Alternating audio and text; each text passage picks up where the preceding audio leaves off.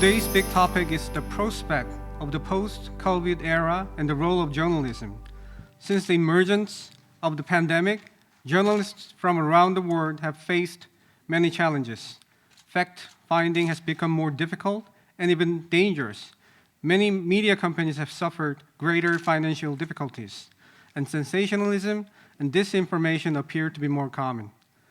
Good news is that with the vaccinations speeding up, the global health crisis may have peaked, but the bad news is that some of the challenges it created will remain even after the pandemic is over.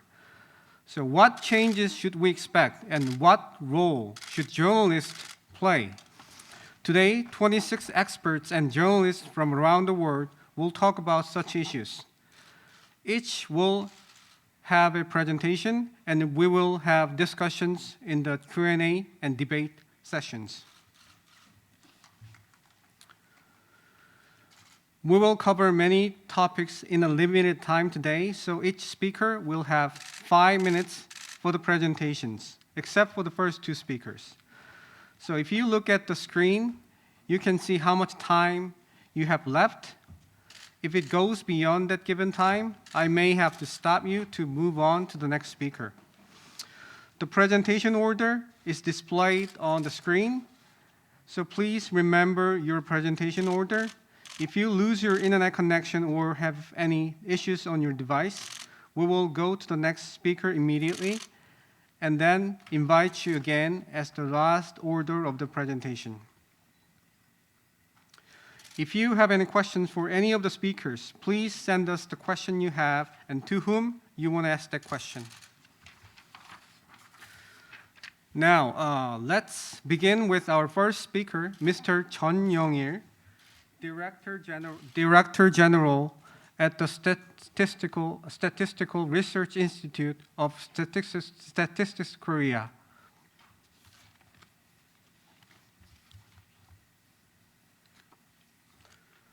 Mr. Chun, you may begin. Good morning, good afternoon, good evening, depending on where you are. Thanks for introducing me. I'm an American by law, Korean by birth, Englishman by heart. So I can perhaps feel my sympathy with many of you joining this international conference as journalists. I used to be a journalist as well, back in 1980s and 1990s. At the moment, I'm serving the Korean government as the senior high-ranking officer working for the Korean government. So today's talk, I'm going to actually talk about this I titled Nudging Data-Based Journalism in the Wake of COVID-19 Pandemic. So I'm going to talk about what we have done in the area of science and data-based policymaking as one of the people who actually helped shepherd our battle against COVID-19 pandemic in Korea, elsewhere. And I'm going to talk about also the role of journalism in the post-COVID-19 pandemic era, and I'll conclude my talk. I just acknowledge my co-authors and my staff working together with me for many years, and especially in the past 2 years. I also work closely with University of Toronto, based in Canada, and we have done a lot of this prediction science to forecast the COVID-19 pandemic in Korea and other places. So why I'm going to talk about this evidence-based policymaking in the beginning, and that's the first part of my conversation. Second, I'm going to lay out so-called data and then science-based practices to flatten the pandemic curve. As last part of my conversation, I call conversation because I like to have more Q&A eventually.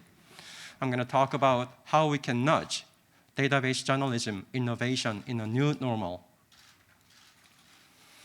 So just to be very brief, I think this so-called evidence-based policymaking initially started in the UK about, I would say, more than 25 years ago under the Prime Minister Blair's administration. That was the time that Tony Blair really tried to govern the nation based on data, evidence, and then science, rather than individual ideology and individual I think, political perspectives. That was a good start that Tony started back in 1997. Korea learned from the British experience back in 2007, and so President No Moo-hyun of Korea established a system of evidence-based policymaking. That was really a historic start of this so-called evidence-based policymaking. In the United States, President Obama actually launched Evidence-Based Policymaking Commission back in 2013. I'm very actually honored to be working with that commission and other people, because my dissertation advisor, Catherine Abram, was the commissioner of that commission, actually organized by the Senate and then House. That was a very important start in the United States, because since then, they were able to institutionalize evidence-based policymaking in all departments of the United States government. So, for example, I think when we are talking about this evidence-based policymaking, how we have done it. So, Statistics Research Institute of Statistics Korea actually has partnered with University of Toronto, based in Canada, to start some kind of prediction modeling.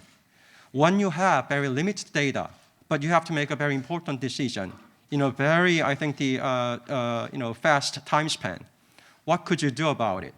So we had to look for some scientific modeling and to complete, I would say, in a week, or even sometimes in a day. So we can plan for next 2 weeks, 4 weeks, and then 8 weeks. That was the starting point of the how Korea and then Canada had this kind of science partnership to predict this epidemic nature of the COVID-19 pandemic since March of last year. I would say that the data is mightier than the virus. Perhaps many of you are familiar with this notion, the pen is the mightier than the sword.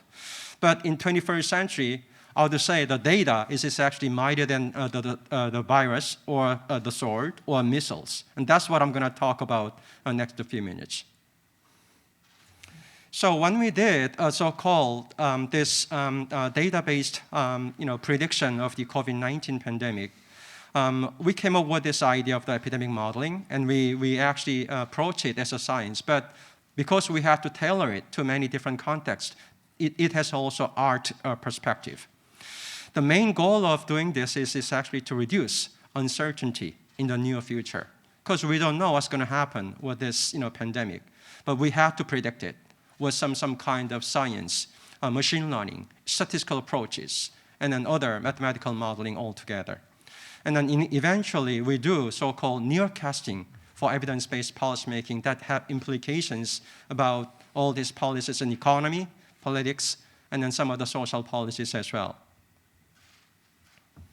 I'm not going to go over too much details here, but just to be very brief, when we do this kind of data-based prediction in the era of the COVID-19 pandemic, we have to understand what is the essence of this so-called the reproduction number, and then do some modeling, for example, with IDEA, and then eventually evidence-based response to STEM crisis. I'm very mindful with the timing, so let me know if I approach about 2 minutes prior to my time. I'd appreciate it. So I think many of journalists joining this conference may have heard of the so-called non-pharmaceutical intervention, quote unquote. To understand that kind of intervention, I think I'd like you to encourage to understand this notion of the reproduction number. I'll be very brief. This reproduction number, that is usually a number that tells us how many people can be infected if we are infected. And so it can be computed as a function of the P, C, and D. So that's what I show here. In this kind of conversation with journalists, sometimes this kind of formula looks like a little bit complex, but let me try to be very short and brief. This reproduction index itself has those 3 components. This P is a probability of infection. And C is contact propensity with the infected. D is the duration of the spread by the infected. So when all these different countries had to deal with this COVID-19 pandemic, we have to understand what is this reproduction number itself.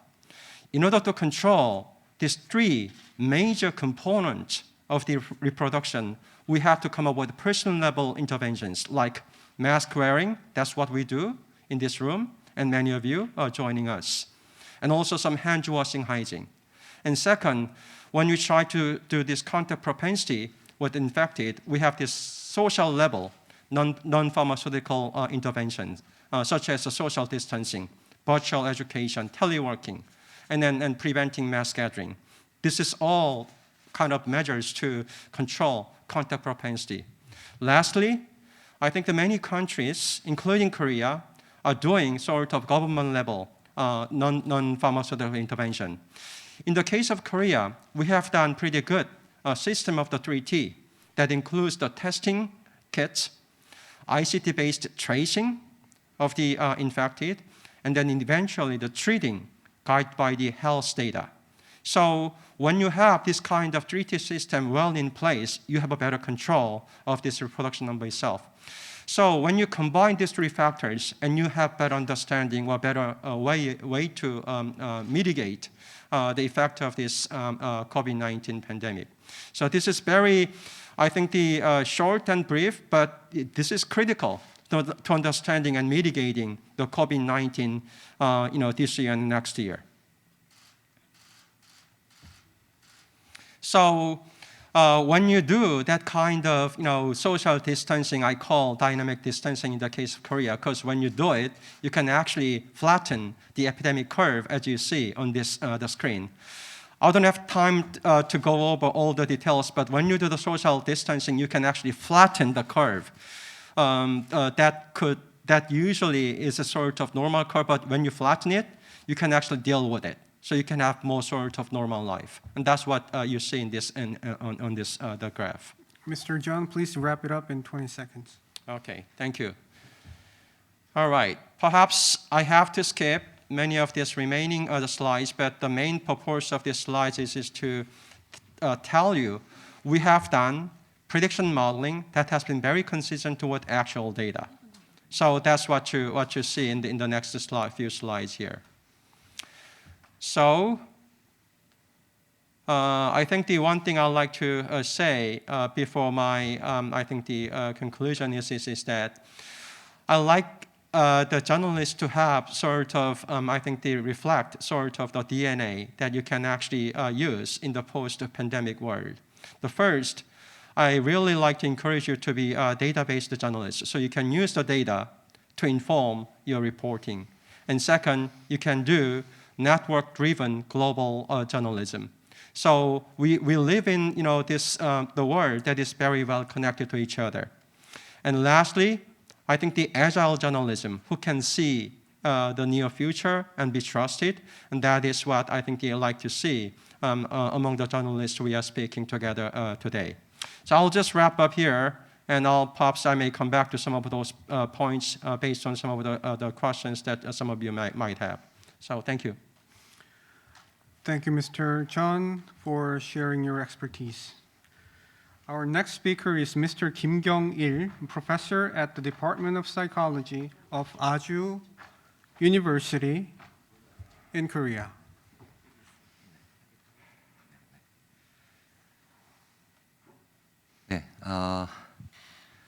네, 세계 각국의 기자 여러분, 이렇게 좋은 자리에서 만나 뵙게 돼서 너무나 반갑고 즐겁고 영광입니다. 저는 심리학자 김경일이라고 합니다. 심리학에는 굉장히 중요한 얘기 하나가 있습니다. 오늘 저보다 앞서 해주신 말씀에 이성과 데이터가 있었습니다. 이건 굉장히 중요한 거죠. 그런데 이 또 다른 결의 얘기를 저는 오늘 드려야 할 것 같습니다.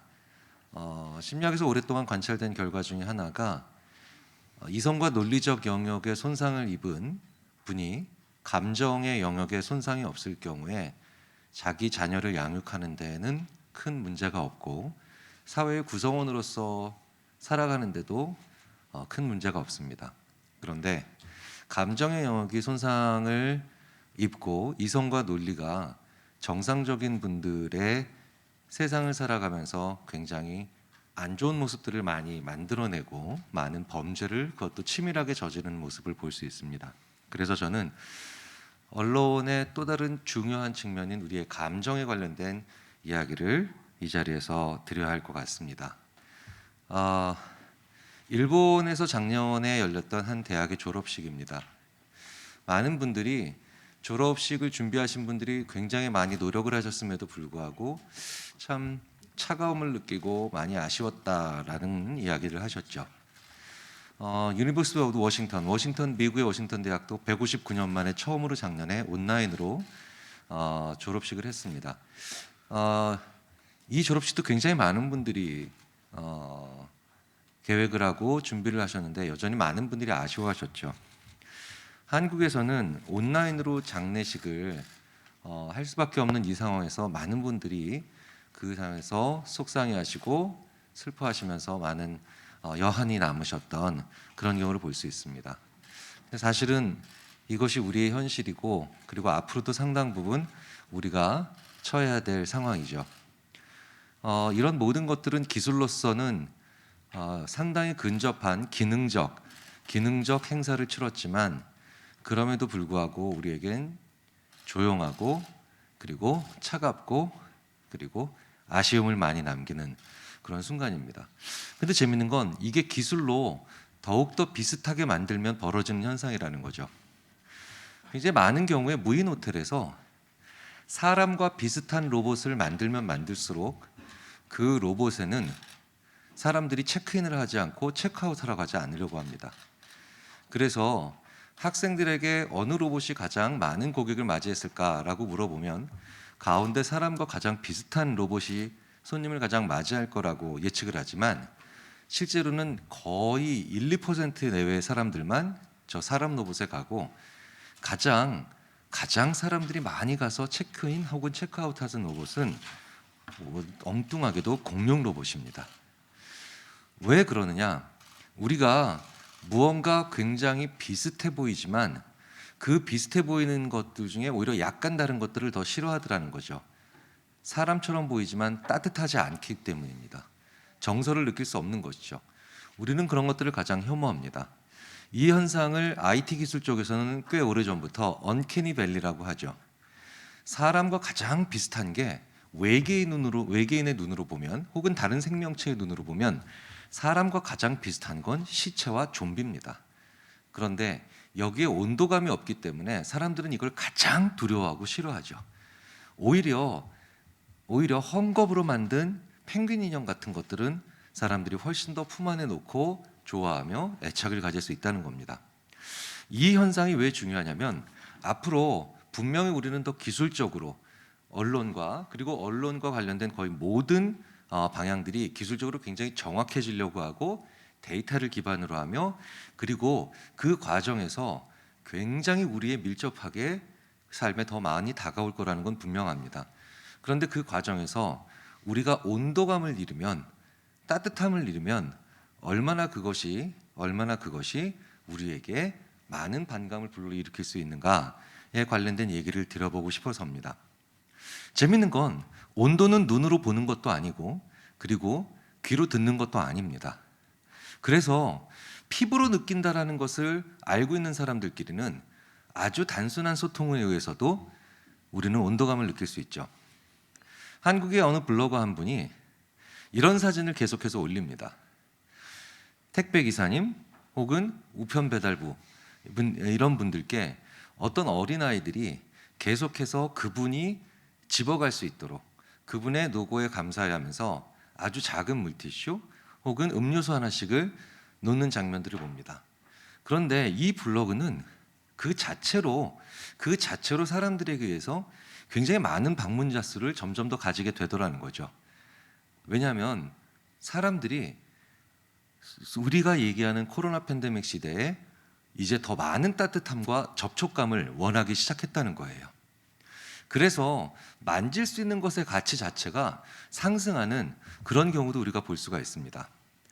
한국의 한 졸업식에서 온라인을 졸업을 하려 되는데 아주 10%의 학생들밖에 졸업생들밖에 현장에 오지 못하자 그 다른 졸업생들도 다 그 자리에 있는 것처럼 그 친구들을 전부 다 빈자리에 앉혀놨더니 그 졸업식이 그 어떤 역대 오프라인 졸업식들보다도 가장 학생들이 좋아하고 그리고 활발하며 그리고 모든 사람들과 사진을 찍고 가는 졸업식이 되더라는 거죠.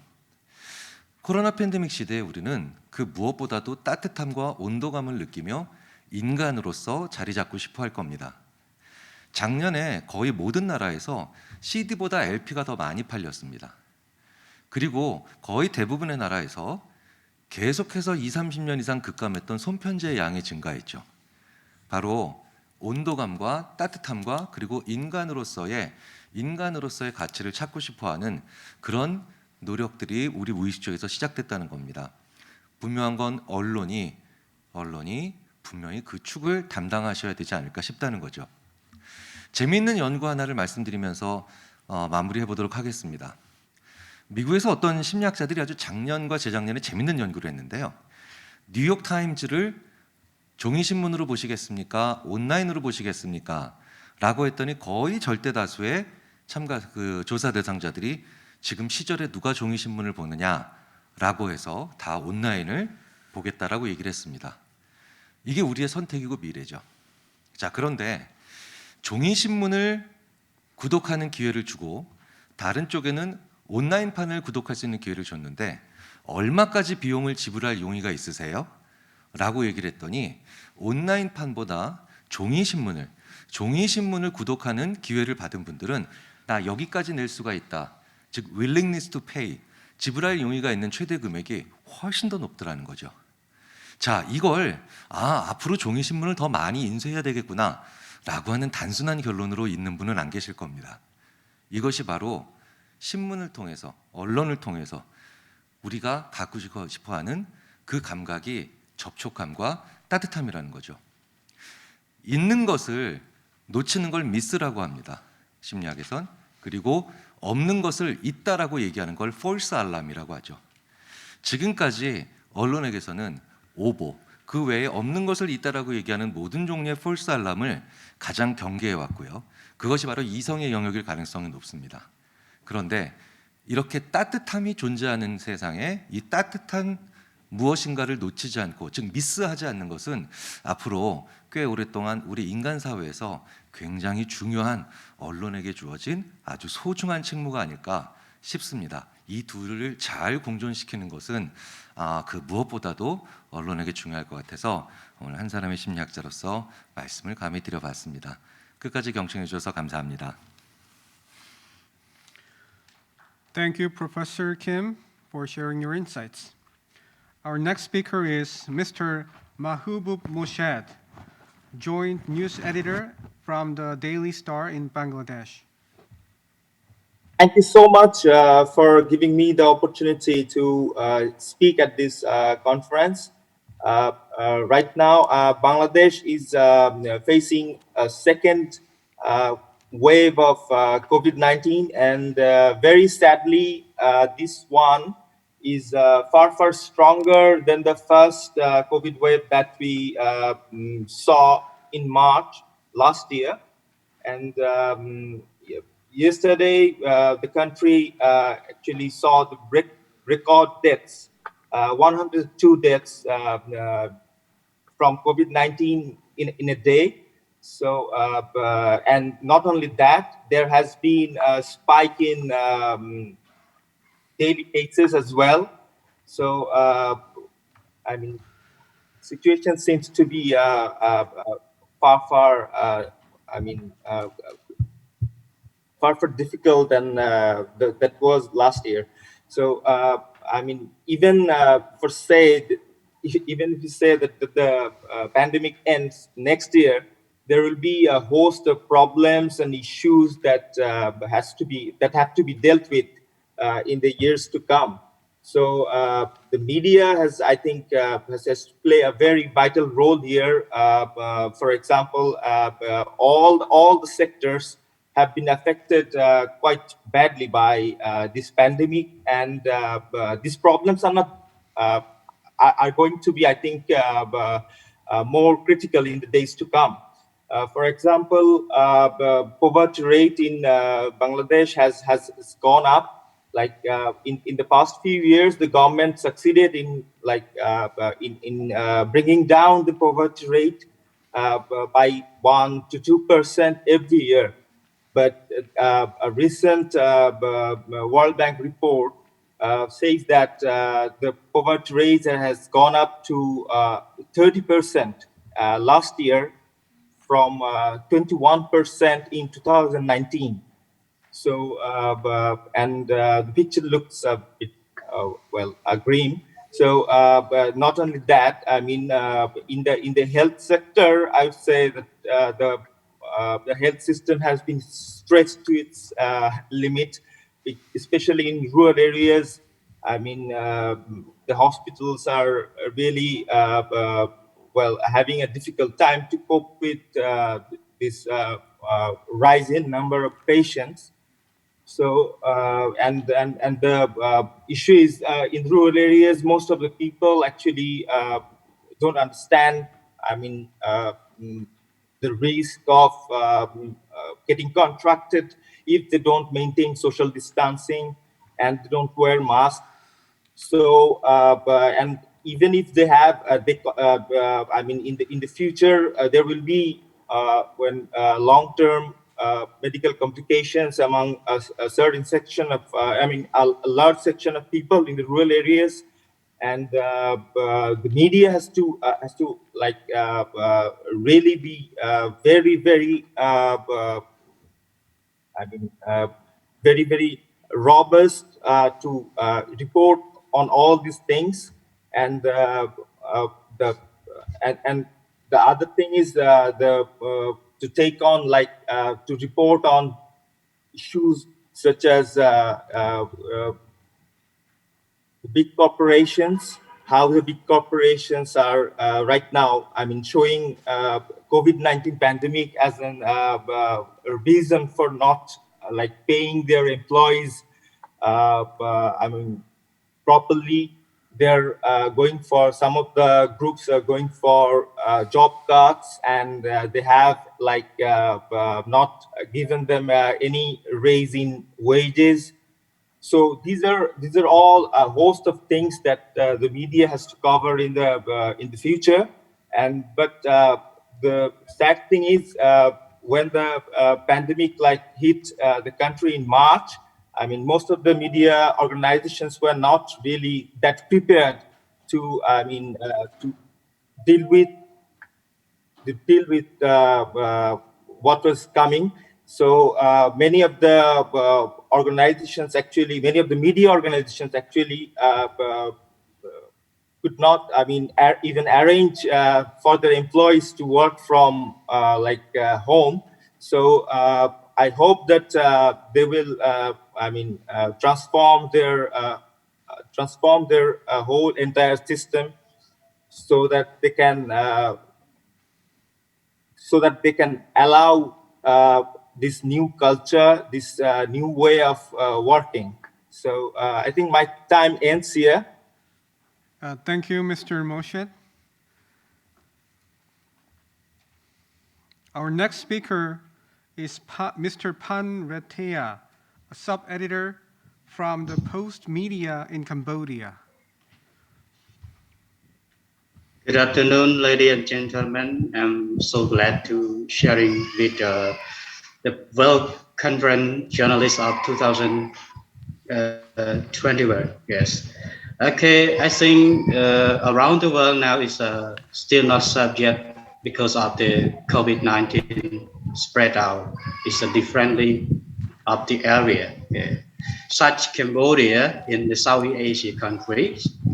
You know, Cambodia last year is keep record of the rate of no dead people, but only a few months in 2021, yeah, Cambodian have totally 43 people dead, yeah, and just only a few months because of a COVID pandemic. Okay. And it is the third, the third outbreaks of communities since 20 February. That more and more people, Cambodian people, have a positive COVID-19 because of the it's a kind of community is from one area to one another area. And recently, the government decided to lock down the capital city of Phnom Penh in Cambodia, and as well as some districts in the country, not allow people to have traveling or no one can get out, keep indoor in house. Yes. And and the people, yes, from one home to one home, they just have to stay inside in order to save for their safety. Okay, sorry, it's a bit raining in my area now. Okay, so in this time, like recently, in 18th of April, Cambodians have very, what we said is a very critical of from the WHO that in Cambodia that Cambodians have more people transmission of COVID-19 is a kind of community. Like on 18 April, have over 600 people positive in the city.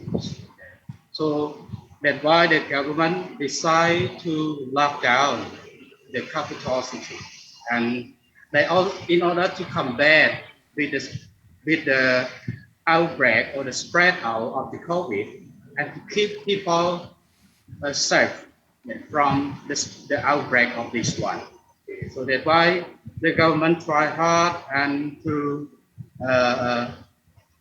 consider about this pandemic. And as a media role or journalist role, like me, I always follow up with the Ministry of Health to inform all the people about the positive people daily.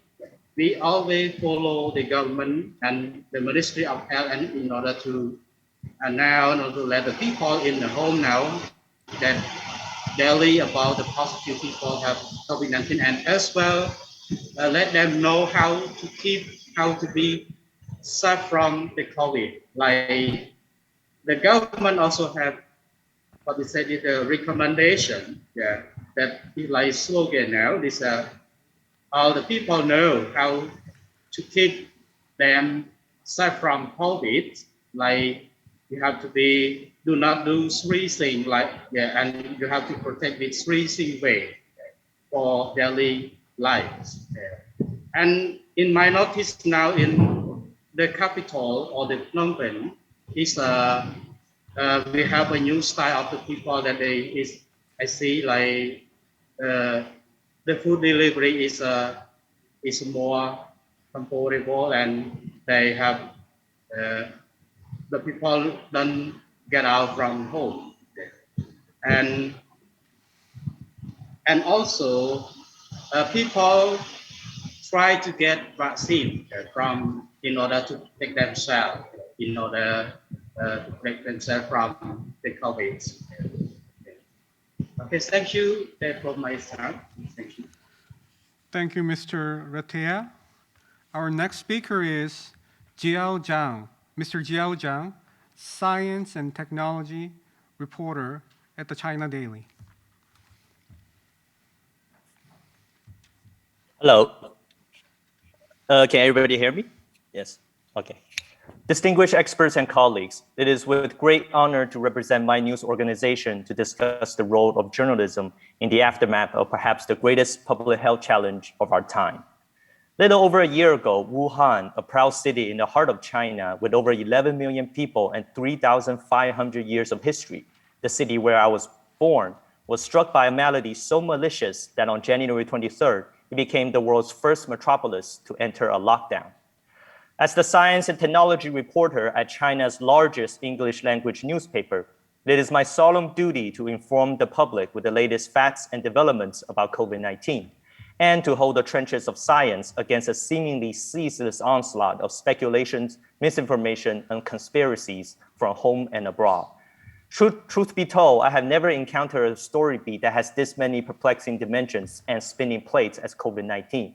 There's an eerie dissonance between the public's unquenchable thirst for answers and the ever-changing and sometimes unverifiable nature of the situation.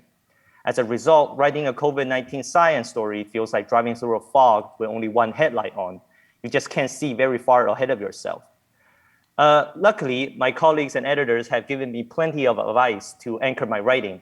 At China Daily, we believe that the more you know, the less you fear. That in time of crisis, we should report the fight, not the fright. That we should embrace new technologies, partners, and story angles to share a richer human experience. That the world can benefit from a nuanced understanding of China's effort against the pandemic in all its glory and complexity, free from the myopia of geopolitics, racism, and stereotypes. It is with these creed that we did a story in March last year warning against taking hydroxychloroquine without medical supervision, as a woman from Wuhan was presented to the ICU a month prior for overdosing this drug she brought online. Not long after, former US President Donald Trump publicly endorsed the drug without much clinical evidence, to the dismay of many experts. We also examined the possible long-term effects of COVID-19 on both the young and the elderly back in July last year, down to the symptoms for each major organ, and advocated for more research into the long COVID. 3 months later, a report by the National Institute of Health Research in the United Kingdom echoed some of our findings. Because we revere objective truth, the scientific spirit, and the scientific method, our stories often get cited by medical professionals. For instance, a study on the Fangcang makeshift hospitals, published in the prestigious medical journal The Lancet, had referenced 3 of our stories to support its thesis. We also collaborated with Tsinghua University and Peking Union Medical College to compile a bilingual report titled China's Fight Against COVID-19 to provide health workers and officials around the world a glimpse into the country's decisions, practices, and sacrifices to overcome the epidemic. Today, some countries have successfully tamed the virus within their borders, but the world as a whole has yet to see the dawn ushering in of a post-COVID age. Not when new viral variants are spreading throughout the world, not when France entered its 3rd national lockdown earlier this month, not when COVID cases are spiking in India, Brazil, and the United States. We are acutely aware of the pandemic's tremendous disruption on people's lives, the economies, and news operations around the globe. But in this time of great uncertainty, the role of journalism is ever more pronounced. In the public health domain, there will be a need for accurate, up-to-date information on vaccines as more countries begin their inoculation programs. Vaccine discrimination, nationalism, and hesitancy are real issues that can extend the run of the pandemic, issues that the media must help tackle if we want to see the light at the end of the tunnel. People are also deeply interested in the origin of the virus, how the disease can affect their psychological and physiological well-being, and whether humanity has to coexist with a pathogen in the post-COVID era.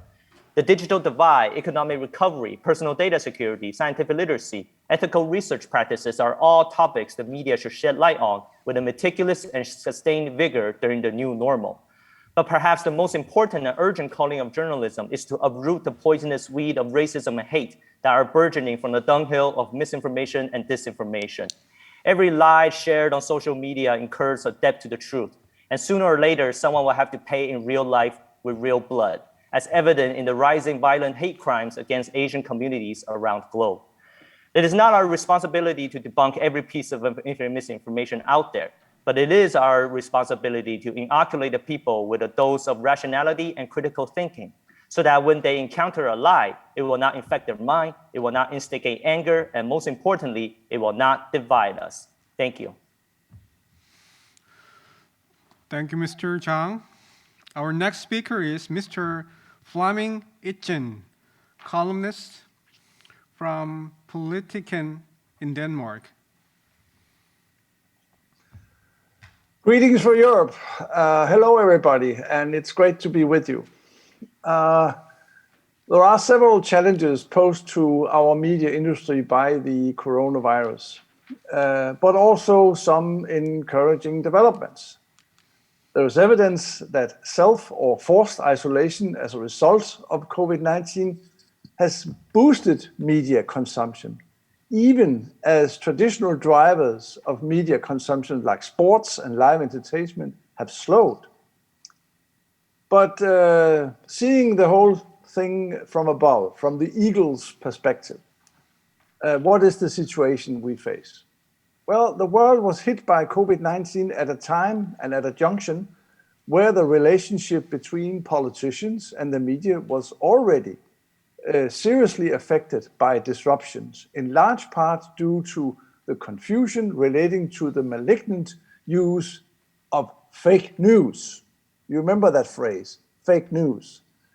Well, not just state-driven propaganda, but fake news being dispersed not only by the holders of power, but private actors and civic groups as well. A different kind of competition on news, you might say, and a relatively new phenomena in our industry, but definitely a serious challenge to public service journalism in its traditional form, the way we have known it for decades. Now, just think back on the American presidential campaign last year.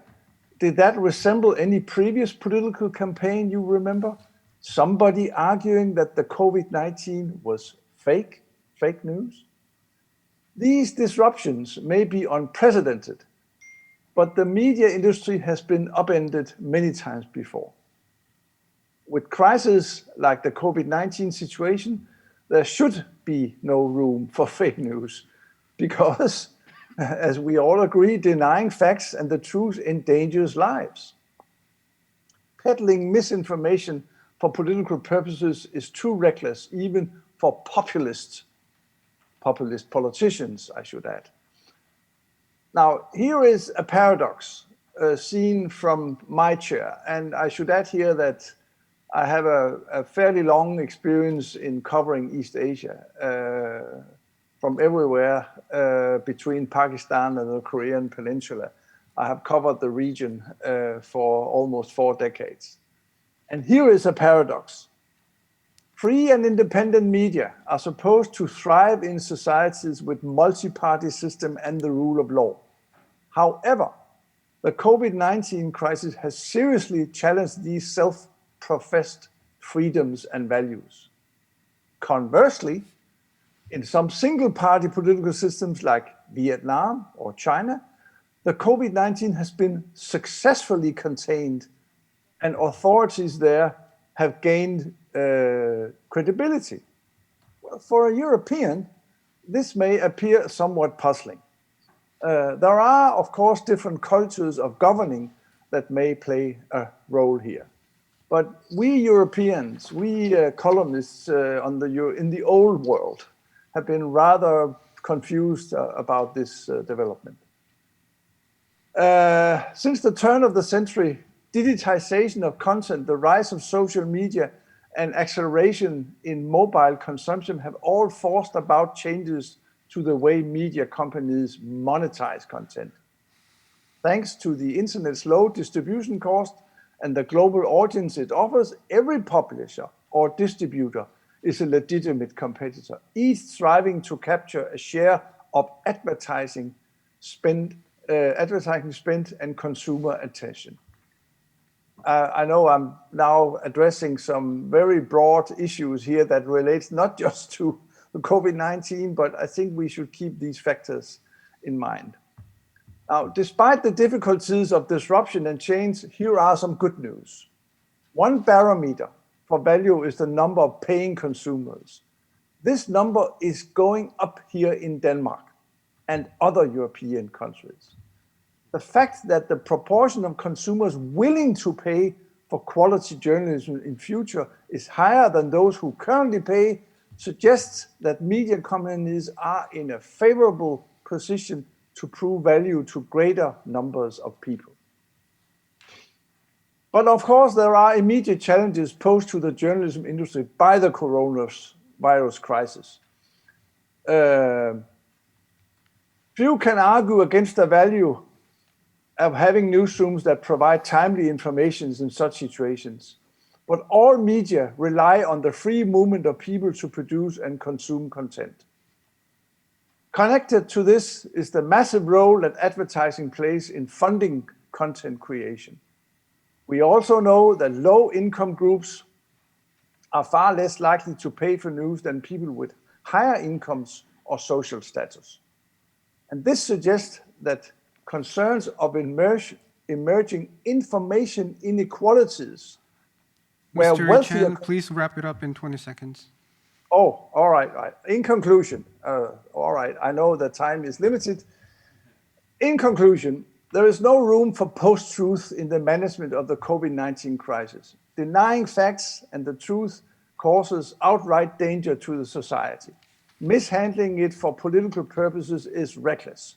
For all the challenges we now have to deal with, the case of COVID-19 will show that responsible leadership is not only needed, responsible leadership of our media is not only needed, but it is critical for survival. Thank you for your attention. Thank you, Mr. Chen. Our next speaker is Mr. Ashiraf El Dali, Editor-in-Chief at the Silk Road Literature Series, based in Egypt. It's a good day for all. Nowadays, we are talking about vaccines from the East and West. I am telling you today about the true vaccine needed for journalism in post-COVID era. You know, since the dawn of history, through the centuries, humanity has been resisting diseases and epidemics that struck the planet. We had known all about that in the past, thanks to historians. But in modern times, we owe journalism to document the few previous centuries since the inception of the first newspaper through all media platforms, from radio, television, to reach the era of virtual media via the internet. But humanity and journalism together faced a new type of epidemics that accompanied the spread of coronavirus. It is the epidemic of fake news, which spreads conspiracy theories that are contrary to science and logic. These fake news included in the spread of incorrect statistics and shocking rumors with conflicting data on the tongues of doctors, politicians, and even clerics as well. But we are expecting to have a different orientation in the post-COVID era. We must learn the lesson and be prepared, armed with the truth as a real vaccine that will preserve the body of journalism for post-COVID-19 era. Hence, we ask, how do we secure reliable resources that represent a reference where lies cannot penetrate? Initially, I proposed to create a virtual source of knowledge, such as a medical and health news bank.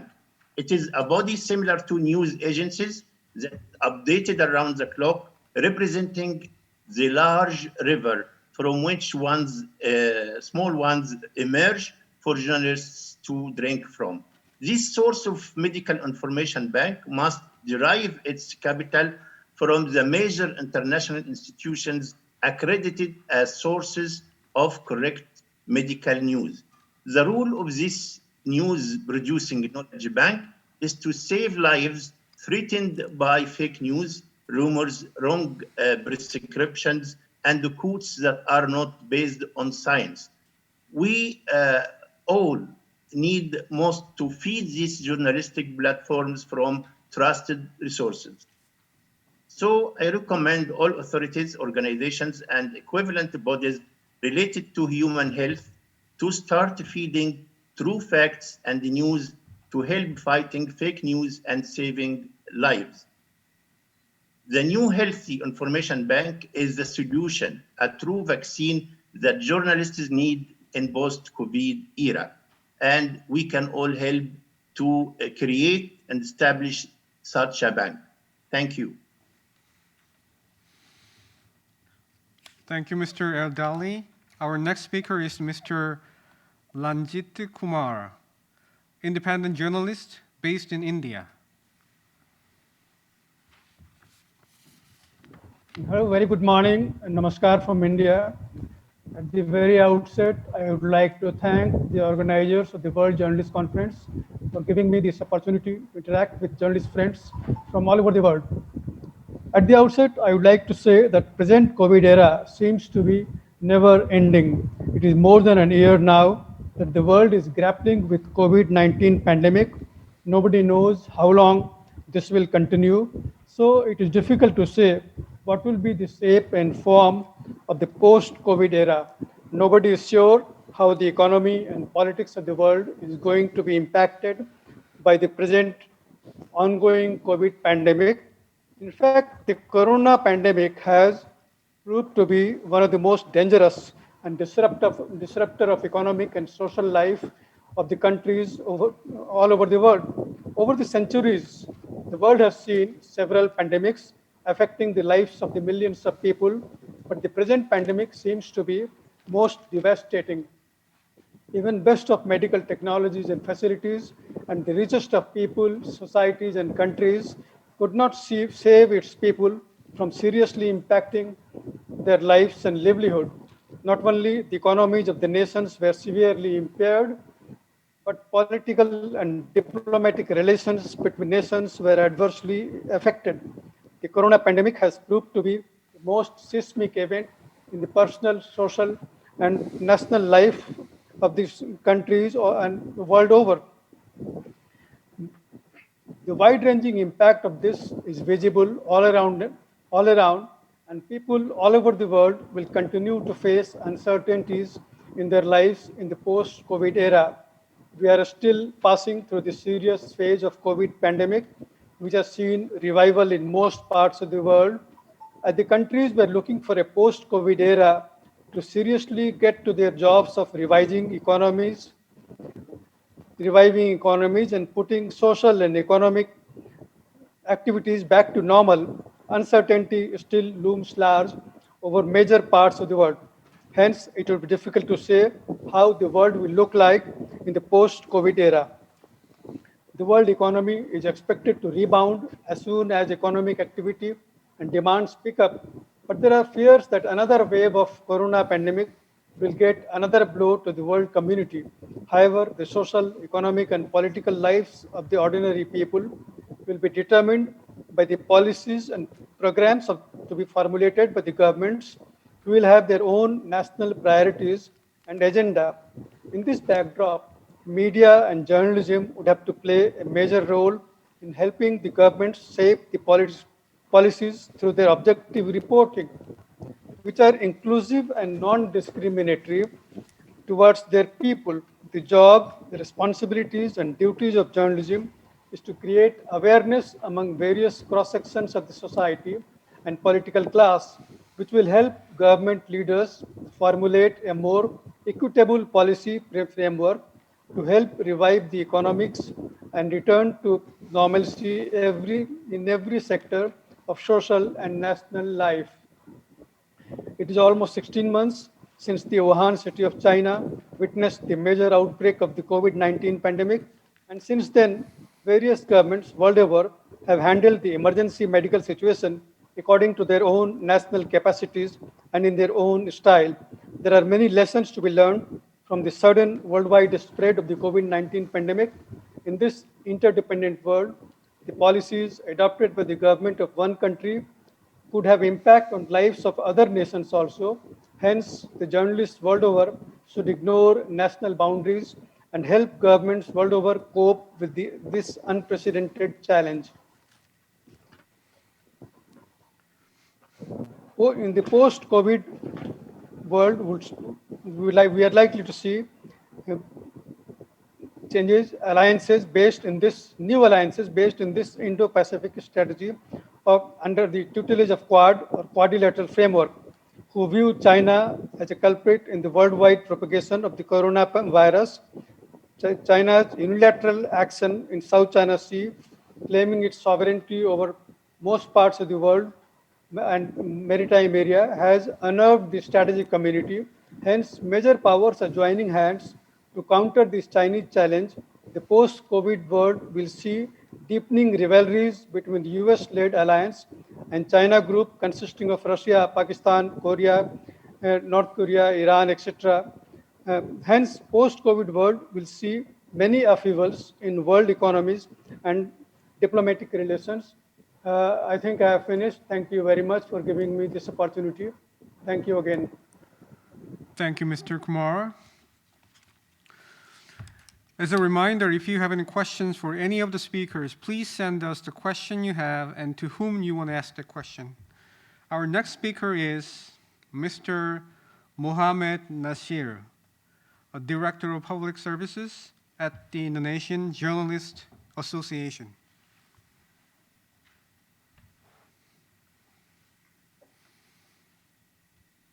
Thank you very much, ladies and gentlemen. Your Excellency, Mr. Kim Dong-hoon, President of Journalists Association of Korea, and also Chung Si-hyun, Prime Minister of Republic of Korea. I'm from Indonesia.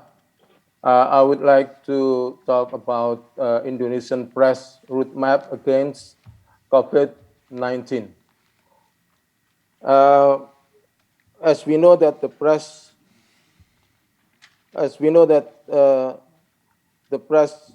as a pillar democracy,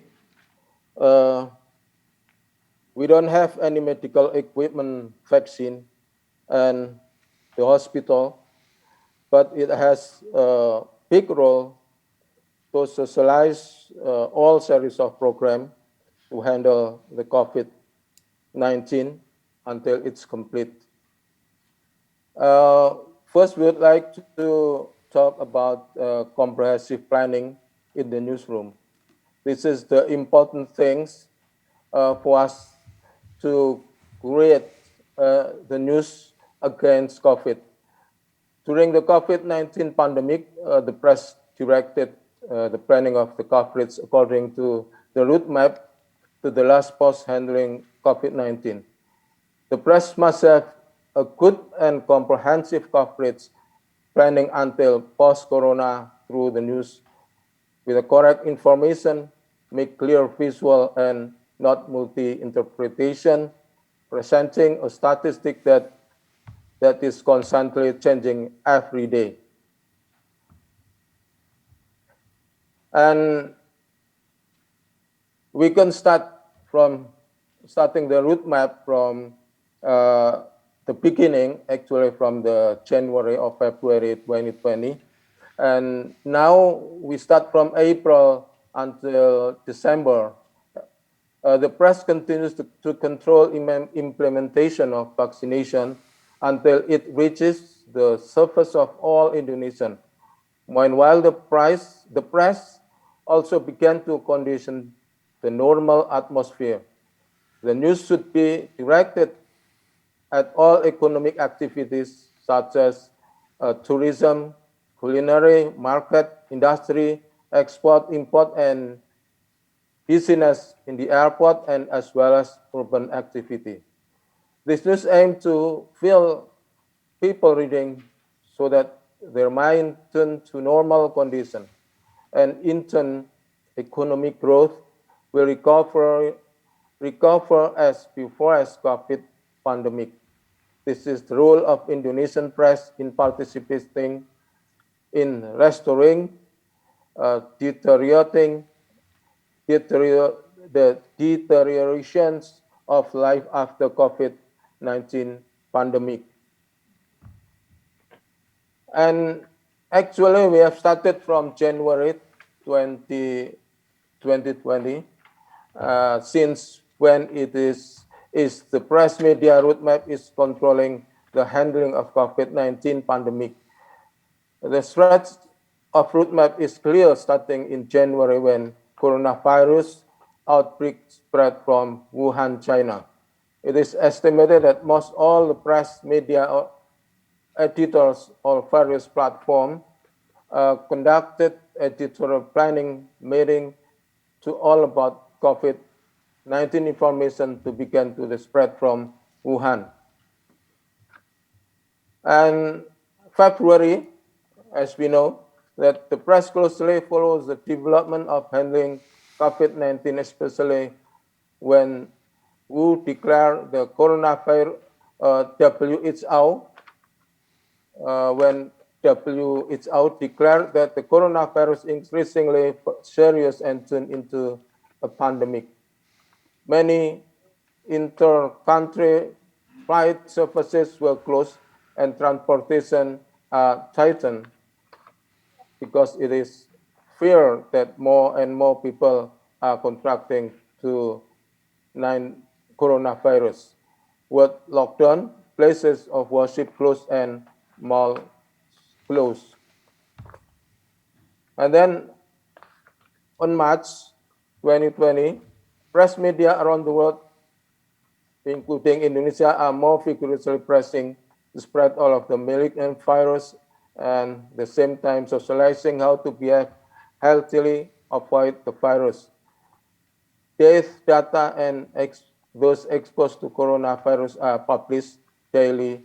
The hope that public and avoid the virus. Conclusion: press against the virus must plan in the newsroom in comprehensive planning. I think this is my presentation. Thank you very much. Thank you, Mr. Nasheer. Our next speaker is Frank Mcnally, a columnist at the Irish Times. Thank you. I hope you can hear me. Good morning from Dublin. About 20 years ago now, the editor of my newspaper, the Irish Times, returned from a trip to France where he had visited the headquarters of a big regional newspaper, Sud West, based in Bordeaux. Although still in its early days, the revolution in information technology was a bit farther on there than in Ireland. And I recall that our editor was especially impressed by one thing in the Sud West newsroom. There was hardly anybody in it. The journalists were almost all working remotely. This was just about possible then, even in Ireland, and became increasingly normal at the Irish Times in more recent years as improving Wi-Fi coverage and other factors allowed. But I'm not sure we would ever have made the leap to mass remote working unless something had forced us. Then one day in March 2020, we learned that a member of our sub-editing staff had tested positive for COVID-19. And overnight, without a dress rehearsal, the newspaper had to be produced entirely remotely from journalists' homes for the first time in its 160-year history. Initially, the arrangement was short-term, just to allow for the building to be deep cleaned. Then, after a couple of very stressful days and nights when people realized it could work, it was extended. It's still in place now. We recently marked a whole year of remote publishing with a front page picture of front pages, the hundreds that have been produced from journalists' kitchens, living rooms, and garden sheds. On the plus side, therefore, the pandemic has demonstrated the extraordinary resilience of our profession. It has also provided reassuring proof of how much the results were appreciated and needed by readers. Like most papers, we have suffered losses in print sales because so much of our public is also now working from home or on furlough. But we have also enjoyed record levels of online subscriptions from people hungry for news they can trust in a time of great confusion. So in some cases at least, especially remote working and the shift from print to digital readership, the pandemic has merely accelerated changes that were already happening slowly. But as we head into a second year of all this, with no clear end in sight, there are also bound to be consequences that we cannot yet foresee. We must hope that, contrary to the most pessimistic views, this is not an extinction-level event for traditional journalism, as some pessimists have suggested, although for certain smaller media companies, it already has been. Certain things will never change meanwhile, and the continuing good work of journalists is already showing this. After a year of social solidarity and we're all in it together, human nature is reasserting itself in less agreeable ways, at least in Ireland. As the mass vaccination programme gathers speed, recent journalistic scoops here have included revelations of queue jumping by people in positions of power and privilege, an old story being given a new twist. At international level in Europe, we have also been seeing the rise of vaccine nationalism, which is arguably the same story on a larger scale. And as the world emerges from this crisis, the governments in the richer countries with governments in the richer countries prioritizing their own survival, the struggle of poorer parts of the world to get a share of vaccines is, or should be, a subject we will all be covering in the months ahead. Another running story in Ireland this summer and autumn of intense interest to journalists, if not readers, will be the proceedings of a state commission into the future of media, due to report in September. This was not a response to COVID-19. It was a legacy of our last government and featured well down their list of priorities in the programme for the new one that emerged from an election in February 2020, when COVID was just still a distant rumour. The idea had already been forced onto the agenda by an existing problem, the increasing domination of social media, and in particular the twin monoliths of Google and Facebook, which built their empires partly on the back of free news content, on the way to hoovering up most of the advertising on which traditional media depended. The need for some state support for journalism is now increasingly accepted in Ireland by our Prime Minister, among others. In a statement to the Commission this year, management of my newspaper added its voice to those calls. A day later, in the best traditions of free speech, one of our leading columnists argued strongly against accepting such handouts. They would be a stick for our critics to beat us with, he suggested, and even if politicians were well-meaning at the start, they might change their minds when under pressure from the same media they were now funding. Taking up the COVID theme of PPE, personal protective equipment, my colleague joked that we would need political protective equipment to avoid the dangers of censorship, self-imposed or otherwise, that subventions might bring. Besides, he said the idea of state funding did not address the basic problem presented by the social media giants. Until that was dealt with, state subvention to traditional media companies would be like pouring water into a leaky bucket.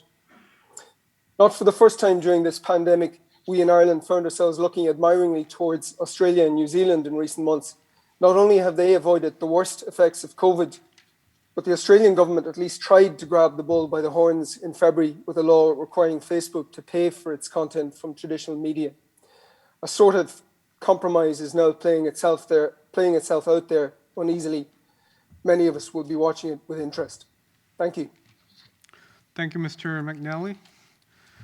As a reminder, if you have any questions for any of the speakers today, please send us the question you have and to whom you want to ask the question. Our next speaker is Mr. Antonio Muscaletto, a journalist at Asca News in Italy. Good morning, everyone. I'm glad to be at the World Journalist Congress for the second time. I thought it just online. In this year, many people in our countries were dead or became sick for COVID-19. The global transportations were disrupted in many countries with overwhelming losses for our economies. Some of our nations are experiencing just now, a new wave of contagion.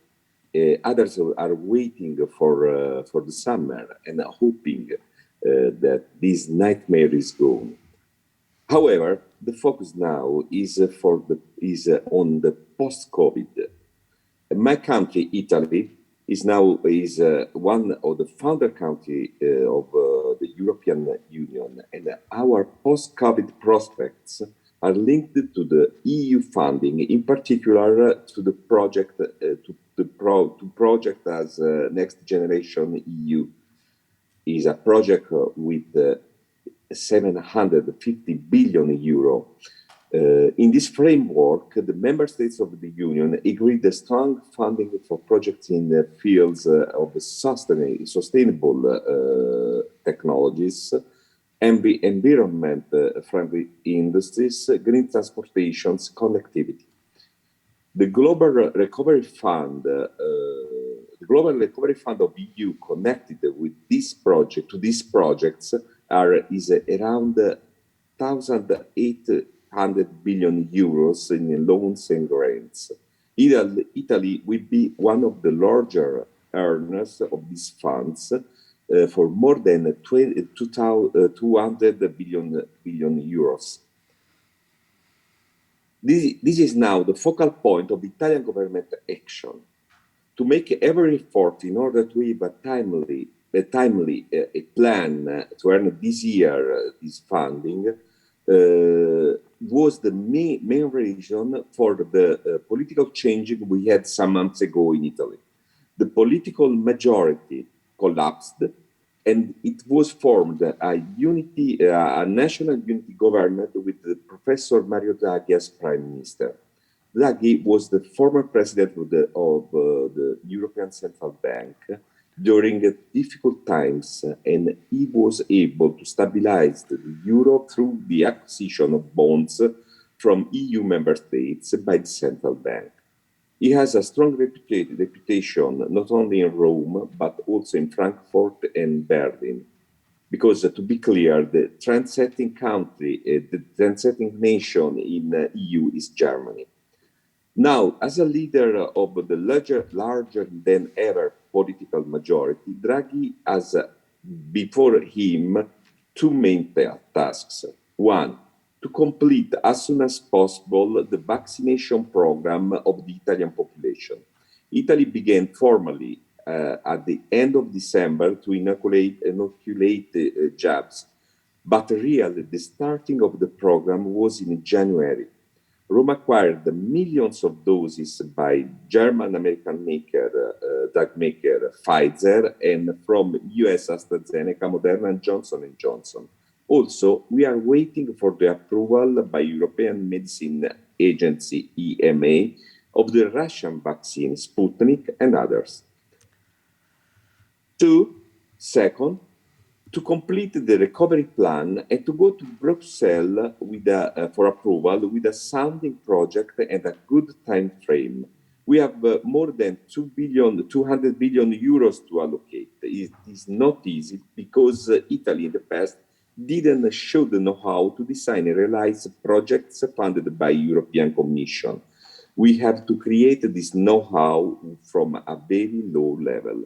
These two tasks are crucial for a new normal in Italy, and as a journalists, we have to follow up this work of the government and local administrations to check step by step the completion of this program. We have to control if corruption and malpractices arise in this process.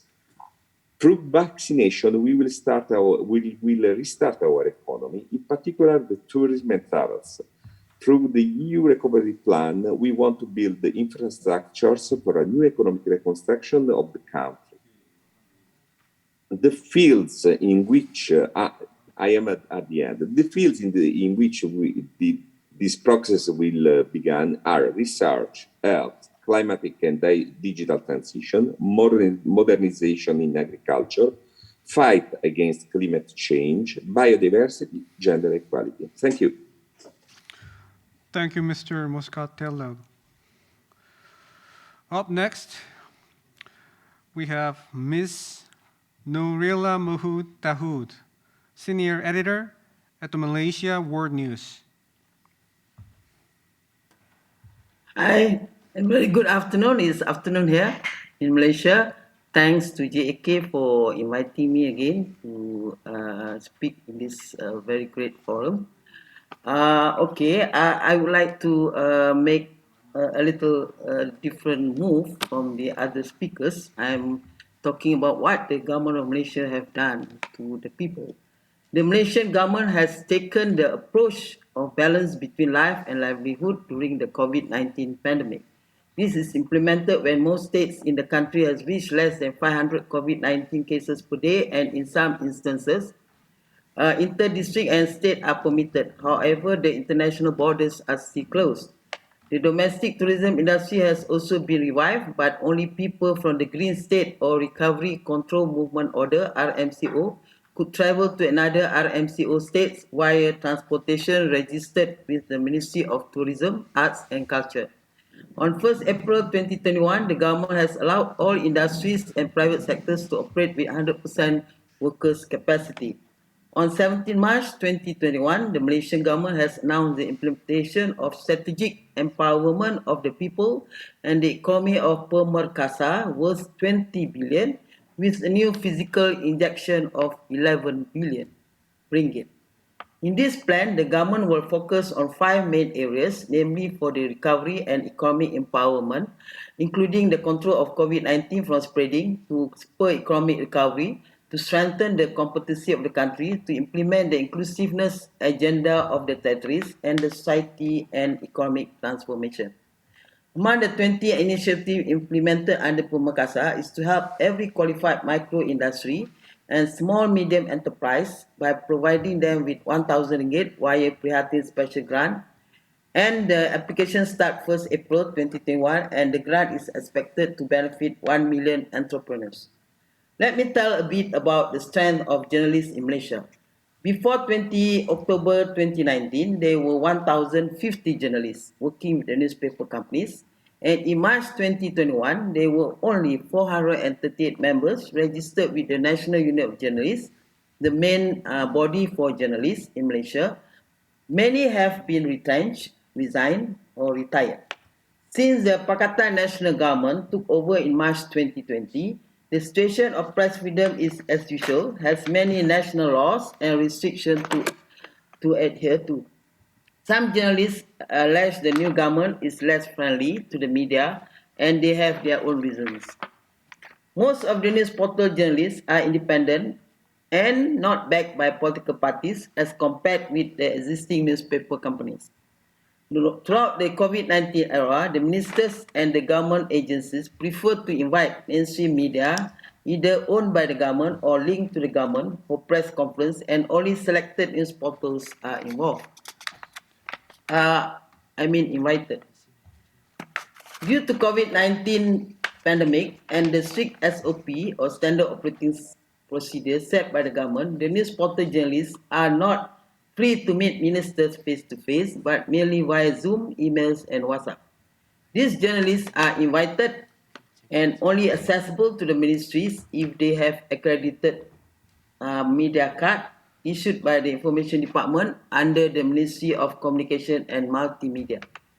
Without the media card, they will not be invited to official functions held by the ministries and government officials.